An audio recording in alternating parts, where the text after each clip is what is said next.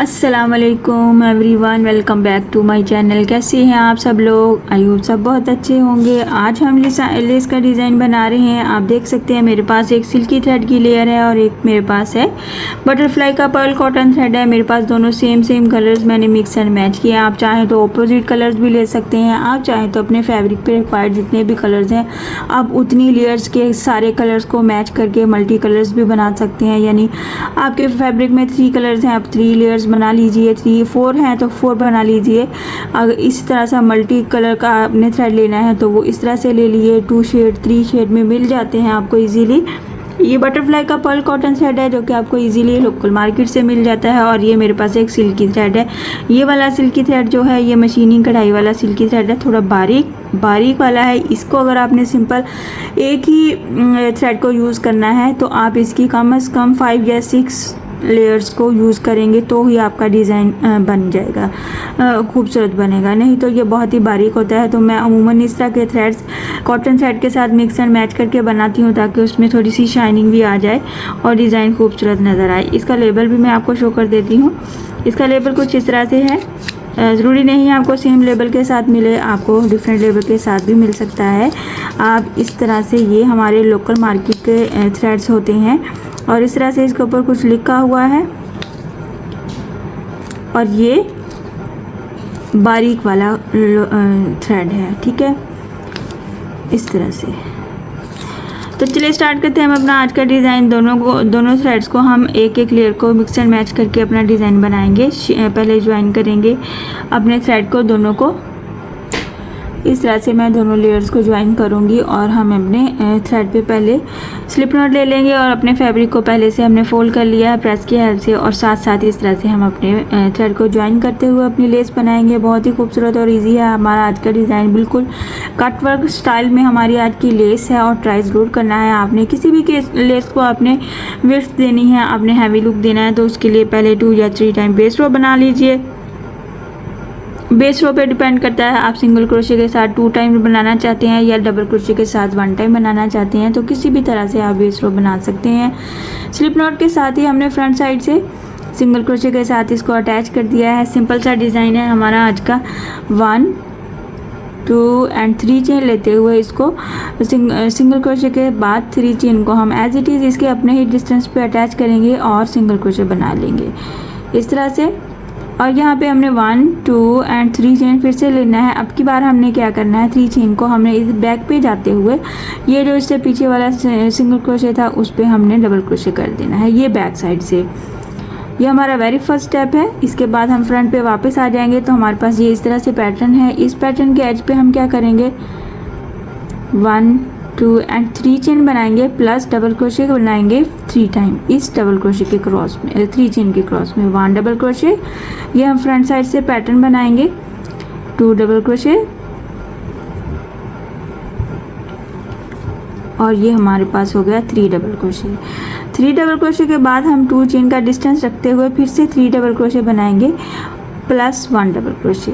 इस तरह से ये हमारे पास 3 chain plus 3 double crochet 4 double crochet की काउंटिंग है। तो हम दूसरी साइड पे भी 4 डबल क्रोशे की काउंटिंग पूरी करेंगे।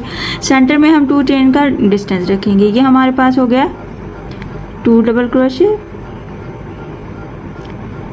3 डबल क्रोशे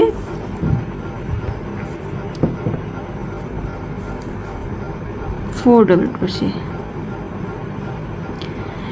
काउंटिंग हमारी कंप्लीट हो जाती है तो उसके बाद हम इसको एज इट इज़ ऐसे फैब्रिक पे रखेंगे और इतने ही डिस्टेंस पे हम इसको अटैच करेंगे। बहुत ज़्यादा दूर नहीं लेके जाएंगे, डिस्टेंस एक जगह एक जैसा ही रखेंगे ताकि हमें ये बेस रो की लुक के साथ डिज़ाइन नज़र आए। सो इस तरह से ये हमारा वेरी फर्स्ट स्टेप है जो कि कंप्लीट हो जाता है इस तरह से। ये हमारा वेरी फर्स्ट स्टेप है। इसके बाद हमने क्या करना है, फिर से 3 चेन लेना है और 3 चेन को आपने फैब्रिक पे अटैच करना है। 1 2 एंड 3 चेन। इस 3 चेन को इतने ही डिस्टेंस पे अपने फैब्रिक पे अटैच कर देंगे जैसे स्टार्टिंग पे किया था।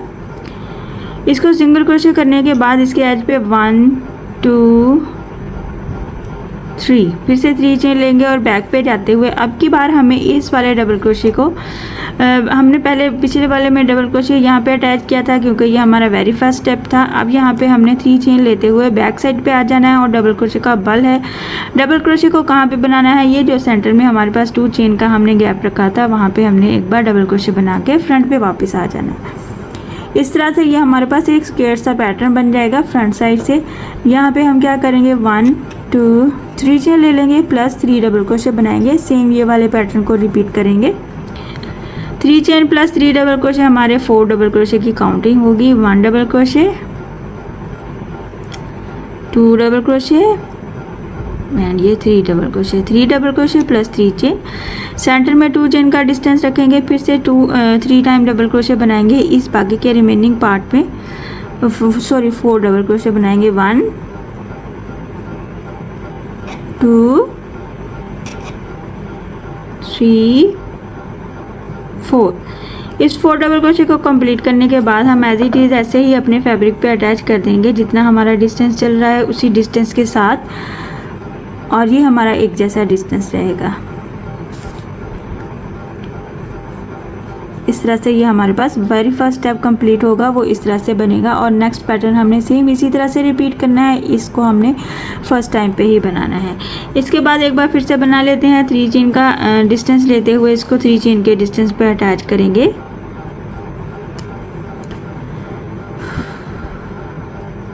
1 2 3 चेन ले लेंगे इसके एज पे भी और बैक पे जाएंगे। फिर से हम क्या करेंगे डबल क्रोशे का बल ले लेंगे बैक पे, और ये जो 2 चेन पीछे वाले पैटर्न में बनाया था उसमें हम इसको डबल क्रोशे करते हुए फिर से वापस फ्रंट पे आ जाएंगे। तो इस तरह से हमारे पास ये वाला पैटर्न बनता जाएगा।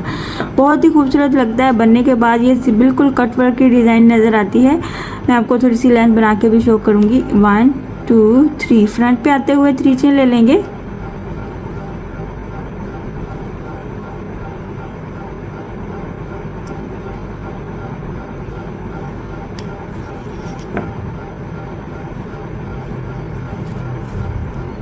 और ये 3 डबल क्रोशे बनाएंगे। 1 2 एंड ये 3 डबल क्रोशे बनाने के बाद सेंटर में हम 2 चेन का डिस्टेंस रखेंगे और फिर से 4 डबल क्रोशे बनाएंगे।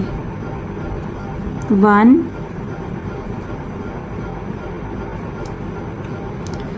1 2 सॉरी ये 3, ये हमारे पास हो गया 4 डबल क्रोशे को हम एज इट इज़ ऐसे ही इसके अपने डिस्टेंस पे फैब्रिक पे अटैच करेंगे जैसे कि हमने पीछे वाला पैटर्न अटैच किया है इस तरह से, और सिंगल क्रोशे बना लेंगे। सेम फिर से हमने 3 चेन के साथ सिंगल क्रोशे का डिस्टेंस रखेंगे और फिर से हम अपने पैटर्न को रिपीट करेंगे। सेम काउंटिंग के साथ सेम डिस्टेंस के साथ आपने इस पैटर्न को रिपीट करते हुए आपने इसकी लेंथ को कंप्लीट करना है। कुछ इस तरह से ये हमारे डिज़ाइन की लुक नज़र आएगी। ये हम थोड़ा सा डिज़ाइन बनाया, मैं आपको इसकी लेंथ भी बना के शो करती हूँ। ये दोनों चीज़ें सेम आपको इसी तरह सूरत में नज़र आएंगी कि आपने इसकी काउंटिंग सेम रखनी है, यहाँ पे इसकी काउंटिंग सेम रखनी है, डिस्टेंस सेम रखना है, और यहाँ पे ये वाले स्टिचेस जो हमारे पास हैं उनकी काउंटिंग भी सेम रखनी है।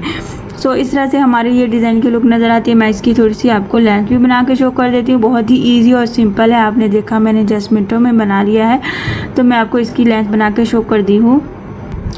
आप देख सकते हैं मैंने जस्ट थोड़ी सी लेंथ को कंप्लीट किया है और कितनी खूबसूरत और एलिगेंट लुक नज़र आती है। बिल्कुल आप ऐसे नज़र आता है जैसे हमने कट वर्क डिज़ाइन बनाया है, और आप ये वाला डिज़ाइन अपने दुपट्टे की चारों साइड्स पे बनाइए, बहुत ही खूबसूरत लगता है।